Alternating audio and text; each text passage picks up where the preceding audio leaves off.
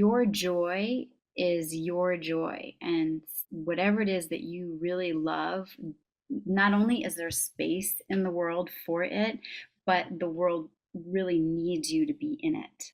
And so finding just a little time for yourself, even if it's driving or in the shower or wherever, to just say, you know, what brings me joy, and can I can I touch that today?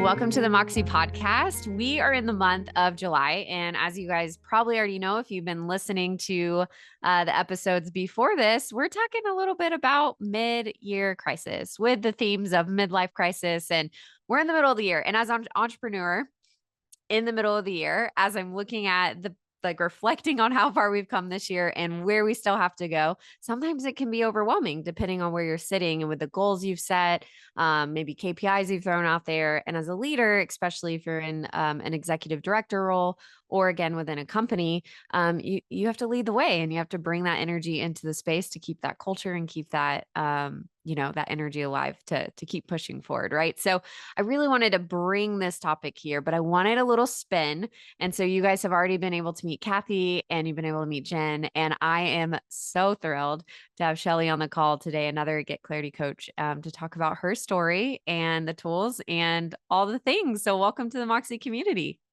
Hi, Jenny. Thank you so much. This is really fun. I'm glad to be part of it. Yeah, I'm so excited for you to be a part of it. When we pre-record all these, so when you guys are listening and we were just trying to get this recorded, there's a lot going on. And so I'm just so glad that we were able to hop on the call and still make it happen and have some beautiful light in this conversation. And so I want to start with, before we get into anything and talking about our theme today, we're going to talk through kind of like this change in ambition or desire. And sometimes that can happen as maybe we're getting tired or we're not meeting goals and all the things. But before we get there, I want people to know a little bit about who you are, what you're best known for, and a bit of your journey to get to where you are today. That's a large question, but however you want to answer it. Oh, thank you. Thank you. Well, my name is Shelley. My last name's Lynn. I say it like that because a lot of times people think I'm Shelley Lynn, like a cool country singer name, but it's actually first and last name. And, I know Kathy and Jen as my dear colleagues and my travelers on the clarity journey, and Kathy in particular as my mentor and original teacher of this clarity work. And I have been think I certified in 2009, but I had been working with Kathy in training since 2006. So it's been a long and beautiful, almost 2 decade journey. And, my background, and I guess I would say also my foreground, is in theater and in the performing arts. And when I originally was kind of in my, I guess I would say my career trajectory, I just assumed and felt really clear that I was going to perform in different theater companies and then also teach at a university. Those were the things that I wanted to do. And when I got into grad school, so many other things were pulling at me, and there were other callings inside. And there really wasn't a straightforward path that I could see. So it's interesting that our topic here is about, change in ambition or change in a sense of purpose, and how one might navigate that. Well, I actually found clarity as a way to navigate it. Found Clarity International, the actual coaching modality. I knew that inside of the theater experience, the thing that I had always loved the most was this kind of profound, no kind of profound experience of transformation that would happen for people. So we might start with nothing other than a little script, and 6 weeks later, people who could barely say anything with real confidence were out in the middle of the stage performing in front of people. Entire sets had been built. I don't know, OSHA regulations had been met, but something really cohesive had happened because of a certain environment. And that's one part of it. And then the other part was just the profound experience of people finding their own expression and feeling a sense of confidence that maybe they hadn't had before this embodied experience. So fast forward, I'm in college and I have been performing, and I still love it, but I was hearing people in my world who weren't in theater talk about not being creative. And I was like, no, you're the most creative people that I know. And I need to help you hear and see that for yourself so that you can keep trusting to follow that insight that you have. So that's how I shifted from a purely theatrical trajectory into one of coaching. I found Kathy, had her coach me into what it is I really wanted, and then became a coach for other artists and entrepreneurs. And that's really kind of the summary of what it's been in the last 20 years. That's so cool. When I set up this month, I just kind of like threw each one of you guys topics. So I had no idea. I had no idea that you kind of had that shift and that change and the fact of like, oh yeah, I'm gonna like go in this direction and start, Mm, utilizing this side. So it's, but I say that because I feel like each one of you has been like, oh yeah, this is like part of my journey. And like, this is a perfect topic for me. And I'm like, ah, that's so divine. yeah, I love that synchronicity. And the more I uh, interact in groups than the concentric circles around this way of thinking, the more synchronicity I see all over. So it's very exciting. Yeah. So, okay. So you gave a little bit about who you are and just kind of that journey. But Hmm. what would you say was when you can pull yourself back, kind of the most challenging spot of making that change or understanding that it's okay to maybe like have a different desire and a different way forward? Cause, Hmm. I try to pull this like really practical to the people listening of like, man, if I'm in this, like, where do I even, go from here, to Yeah. push through this new Yeah. feeling? Well, uh, a shift of heart and a shift of mind. I mean, I've had many. I mean, the one in at the grad school time was just one thing, but and when you first introduced this idea of coming on and chatting, we were talking about the idea of crisis, like reaching, Right. either a midlife crisis or a mid-year crisis. And is it okay to talk about that phrase at this point? Yes. Yeah. We can hop right into that because I mean, people listening, we are in the middle of the year. It's July. Mhm. And I just know how I am, especially when I think of like working in quarters and where I feel like, okay, I didn't hit, especially when I think in finances of for me as like Mhm. sales goals and things. And then I'm just like feel more and more behind. And then I Mhm. feel kind of in that, right, that crisis, not so much, I would say anymore, knowing my own tools Mhm. to be able to utilize that. But yeah, I just feel so that whole crisis idea, not idea, the whole what is happening. I want people to be able to work through that. So let's jump in, yeah, right into that topic. Okay, great. Well, the I think your question, if I'm remembering it correctly, is like, what did I do? What happened? How did I guide myself? So when before I had the Clarity operating system, which in a nutshell is really, as mammals, we all have alignment inside us where what is really the right thing for us in the next moment, our nervous system understands that and our intuition understands that. And I would go so far as to say our soul understands that. And the ability to tune in and understand what does that actually feel like? What's the sensation of that? As opposed to what is the sensation of my monkey mind, the chatter, the shoulds, having the ability to have that distinction is what the Clarity operating system is really just guiding you back to your own wisdom to have and to hold. I didn't have that when I was in the grad school situation. I just knew that everything was falling apart, that everything I thought I wanted to do was no longer ticking the boxes. And and it made me come into enormous doubt about my capabilities, my own rationale, what was I doing, why was I there? And it was, it was my own little dark night of the soul, and I've had several, and that was one of them. And luckily, because I was very fortunate in being brought up in a home that had both a kind of spiritual side of things and an appreciation of nature and something is bigger than you and you're part of it. And then I also was exposed to and had a Christian upbringing as well. So I had some access to something that was bigger than me and that was also inside me. And so even though I didn't have any clarity tools, I was able to just say, what is it that I have to find right now?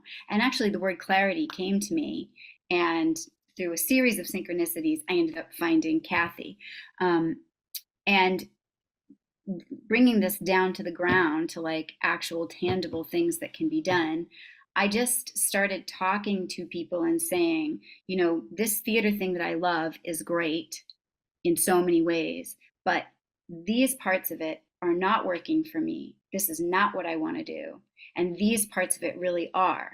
And I don't know what the career path for these parts of it that are. Because in the world that I've been shown so far, you get both, you deal with both, and you head off in this direction. And it wasn't enough. And the piece that I was really interested in was this transformative piece, and also the power of the exchange between the performer and the audience, and what happened in that observational field, and the way that it can enact action, the way that it can bring people to a place where they are so engrossed in the experience and they've had a physiological moment where they are actually changed in some way and want to go out and make a change in their own life. And I saw that through a lot of prop, which is like agitation propaganda type of theater, which just basically means we're using subjects and concepts in such a way that we're helping you really feel empowered as an audience. I was like, that is the thing I want to be working in the land of positive psychology, and I don't know how to do it. So if I were to meld this back down to what is now clarity speak, I put my hand on my heart and I was like, what really matters to me at this stage? And I'm going to give myself 5 minutes permission not to know if it exists anywhere else in the world. And I'm going to be as distinct as I can and say, these are the pieces about it that don't work. And that could be in the last 2 quarters of running this business. These are the pieces that don't work. And then these are the pieces that do. These are the pieces that have flow, that I still feel excited about, that I feel like they're gaining some traction or other kinds of benefits are coming from them. And now I'm at this place where if I could have anything at all, what would it look like? And that's the clarity lights on piece, the Santa. Just let all the hows go out of the room for a minute and just come into what would I create if I could create anything. And that's where your whole brain and body and everything start to get comprehensive, cohesive again.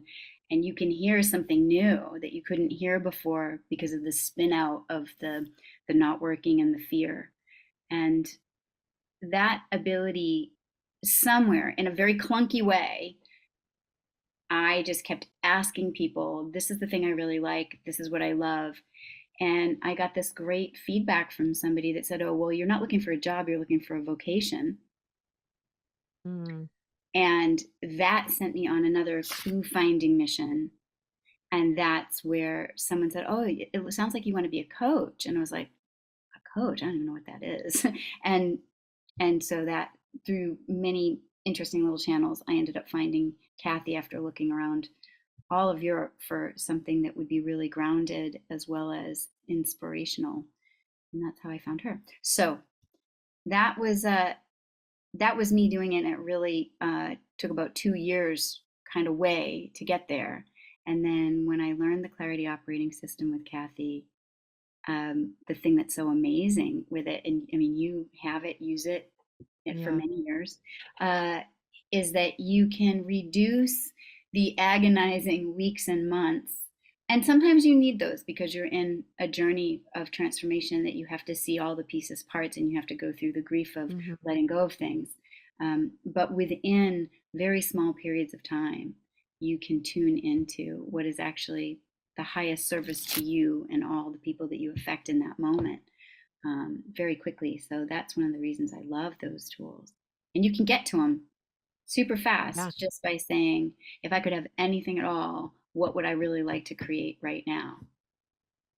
Yeah. I mean, it just starts with that. I mean, there's actual like things you can be taught, of course, and you can reach out to us, but like that is where it starts. And I think that's a really actually hard question to start thinking in that expansive way. Like Mhm, we do it often, daily mhm, now. So it's mhm. like, yeah, we're gonna do it. When I was talking to Kathy, she's like, I'm just extremely optimistic. Like we're just gonna, we're gonna go after it. But I love in your journey that you were already asking the questions. You were already Mhm. observing and kind of listening, which is not like that was definitely not my case. Like I was just felt I knew something was off. I knew I wasn't high noticing anymore. I knew there was a lot of fog. And I had a lot of small babies to add to that element. So, Yeah, yeah. in that journey, right? But I knew I just felt way out of my body, but not in a good way. Just like this just doesn't feel like Mhm. me, and I want to make sure that I can high notice. But I didn't even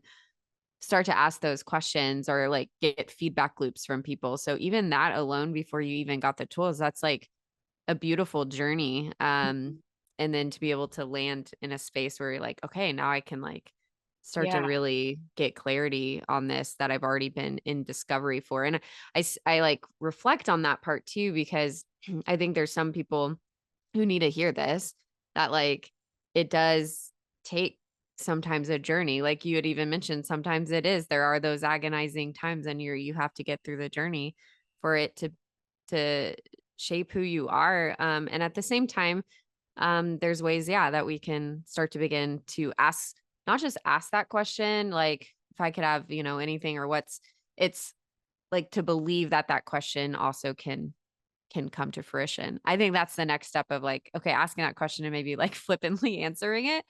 But to actually answer it with the belief that Mhm, it will be. mm, mm. Yeah, I I know what you're saying. And just for the record, like the journey of asking those questions and even coming to those different friends and colleagues and saying, it wasn't pretty or beautiful. I mean, it was filled Yeah. with sobbing tears, and it was like I'm in a desperate stage and it is not working, and I've put all this money and all this time into building this thing that I always thought I was, or that it was the right way to go, and it isn't. And Hmm. I think one of the things that I have always appreciated about clarity, but I also think does not go without saying and needs to be really specifically mentioned, it's that it's not Pollyanna positivity. It's not just Kathy, for sure, is genuinely a very optimistic person. She Yes. really is, Yes. and I love that. And it's a reliable thing that has been I'm so glad wonderful. you're mentioning this. So yes, keep saying this because this Yeah, is very I, important. I I have my own kind of optimism, but I also have my own like deep entrenched defeatism and shadow and self-doubt and all that. And that hasn't just kind of drifted away and now here I am, da da da. No, I'm still very much in this evolutionary back and forth process all every year, every month, in and out. I just feel grateful that I have tools and ways to name what's happening. And so going back to that specific question, if I could have anything at all, what would it be? I want to deconstruct it just a little bit and say, so Yeah. first of all, as you're even in a place where that question has to come, like a change is required. I can no longer, and then fill in the blank, or this isn't quite working, or this is absolutely horrendous and I must do something different. I mean, there's a whole spectrum of how and why we come to changes at the middle of things. And just as a small aside, a great colleague of mine always says that halfway through anything looks like complete failure. So you could Mm. be halfway through making a salad, you could be halfway through launching a business, you could be halfway through a marketing campaign, and it can really look like failure because this stuff just isn't together yet. There hasn't been a coalescence. Um, and I teach here in um, Las Vegas at the university, and it is not until today was the last day of the first term, and we had the final person of all the students do their turn at something. And it really wasn't until every single student had their performance moment and their feedback and the assimilation that that was, that here we are, you know, just 10 minutes before the end of this first term, and everybody in the room, and plenty of them had had all their own resistance, were like, oh, we get it, this is incredible, right? So there is the journey, and resistance is part of it. Even if you're just walking down the hallway or walking down the street, the wind that's coming at you, just the phenomena of being alive, is that you're to move forward means you experience resistance. It's just there. And so getting more and more comfortable with it. So I'm going to go back now to this idea of, if I could have anything at all, what would it be? It isn't necessarily because you're sitting in a place of, I'm just going to daydream and I'm so excited that all these great things are going to happen. Sometimes it's out of like real desperation. Like, this way I'm thinking right now is gripping me. And I really can't Mhm. see anything else other than this not working, negative, it's about to deconstruct mode. And I have to just put that on pause for 1 second, and then just allow myself to imagine I had all the resources that I needed, imagine that I had the time, imagine that I had the support. I'm just going to take a breath for a second, and I could still be crying, I could still be angry, I could still be all those other emotions and feelings. I don't have to Pollyanna this to make it work. I just have to say I acknowledge all of that stuff that is going on, and if I could have anything at all, what would it look like? What would it feel like? And just let myself have one little moment there. In and of itself, that is transformative because you've already broken that pattern. You've already titrated out of that by a moment's notice. Um, and it can just give you that tiny little aha that's like, oh, yeah, well, I'd call my friend Suzanne if I could do anything at all. And then you're like, oh, well, Suzanne's not available. Oh, but Beth is. So if you can just give yourself that moment, um, something new can happen. And it's not that you necessarily say, if I could have anything, I'd have this $4 million and I'd have a team that was the A team. You can do that. That's great. You need that. But maybe just this moment, what is one step towards that that you can take? And that's enough, because that'll, you know, you follow the light, you get more light each time. Um, I just want That's to so say, good because oh, go ahead, go ahead. I was just going to say one other final thing that goes with this method is that if you're going to ask yourself what you really want to create, it's really helpful if you just acknowledge what you're really feeling right now. So even though I'm feeling furious, angry, overwhelmed, sad, stuck, just name it, whatever it is, the best of your ability, then say, and what I would like to create. And that place allows your nervous system to know and hear. You're not ignoring the problem. You got it. You get the problem, and you're going to be right there with you to help you on it. And what else would be helpful? Yeah. I think when well, I've seen this when I teach shift method, it's like the same thing. Like acknowledging that it's not like, no, we're not just like positive, go lucky and like saying like, Mm-hmm. Mm-hmm. you know, I love how you put that in that perspective because we haven't really talked about that this month yet. And I think that's really good and for people to understand that those feelings are still there and those feelings are still valid. And in those feelings, you can still make intentional effort Mm-hmm. to take that, put that, next step forward. I always think when I'm asked that question, I'm always like the $4 million thing. I'm always like, oh, it has to be this big thing. And it can be that big thing, but it also can be, I like how you said that. Oh, I can call this person or what do I need in this moment? Mm-hmm. My friend gave me this perfect analogy. She's like, I'm in this chapter where I just feel like God was really pushing me forward and I know that he's calling me to do certain things but I'm really scared because I can't see what that is because it just feels like fog. She's like all I can see is literally my feet. Like she paints this beautiful picture of fog, but even in that as even what you're saying and taking that next step and asking that question like you slowly will work through that Mm-hmm. fog and it just Mm-hmm. takes moment by moment and I really, really like that because I want people to understand that this month, we're not just talking like throwing tools in your face. Like these aren't, sure, there's workbooks and different things. I held up a journal. This is not the workbook. There's Mhm, workbooks and different things that mhm, you can access, but that's not what this is about. This is about you understanding that like you have the power from within, that you can ask these questions, that it's mhm, mhm, right with you. mhm. It's just being willing to show up for yourself, and the first step there. Yeah, And then and take it day by day, moment by moment.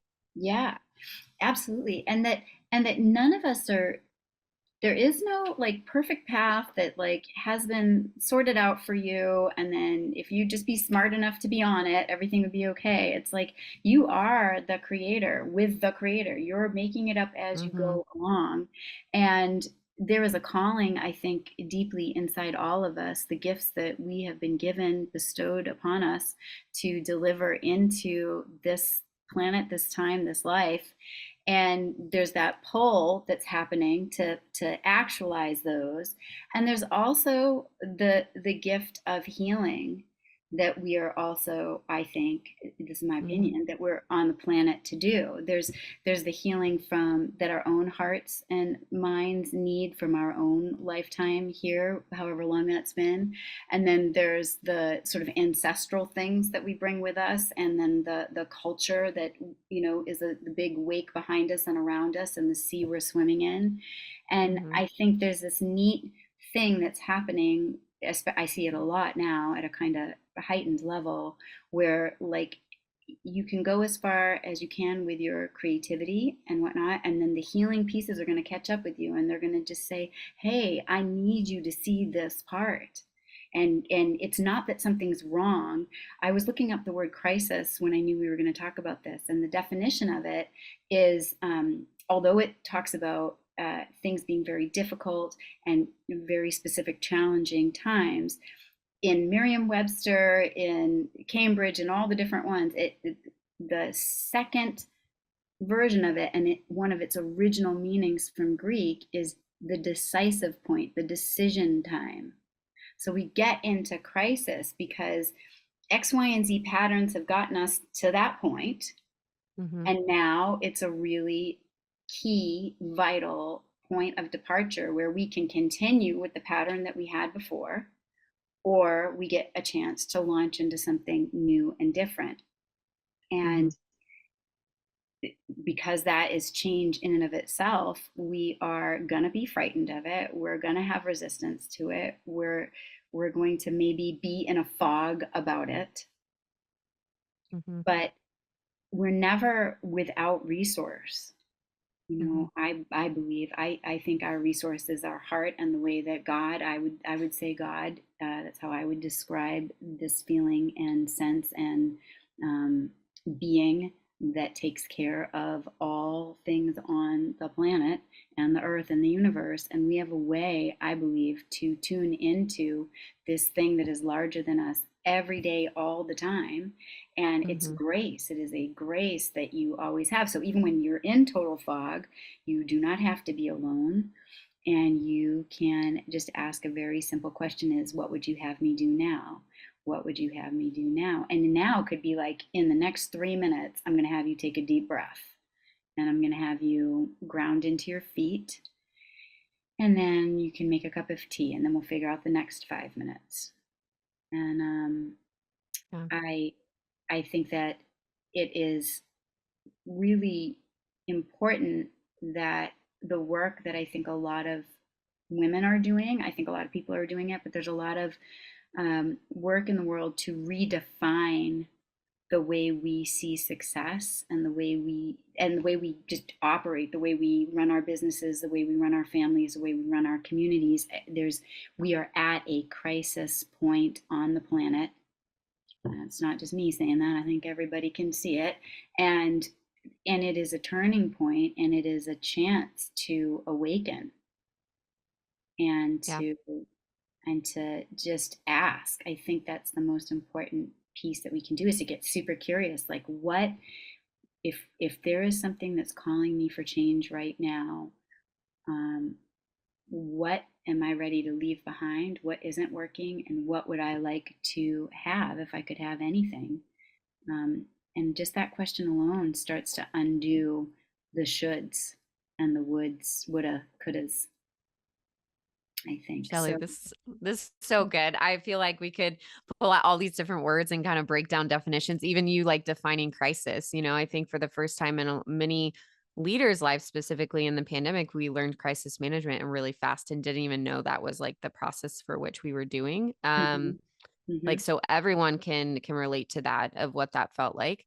But I like that. Yeah, it's that that decisive kind of point. And I thoroughly love that you kind of ended and brought it back to this definition of success, redefining that, mhm, mhm, especially as women and what that looks like. And mhm. so, as we end today, because we could, I Go mean, on for a long time. I know. I feel like every podcast episode, I'm like, we could be here for 2 hours because that's just how I feel. It's just like such a, I mean, these conversations should be like challenging, invigorating. Like I had someone the other day actually tell me they're like, I have podcasts I listen to that I can like listen to when I'm running or that I'm like in the car. But they're like, every time I listen to your podcast, the Moxie podcast, I have to like be sitting because there's like so much good information and I'm like Oh, writing down and it was like such a really great compliment. I'm like, that's awesome because it should be these questions and we should be having these conversations that are, yeah, yeah, stretching you a little. So I was like, yes, yeah. I'm okay. I'm okay with being that podcast that makes you sit and think and be still and stretch. So, Good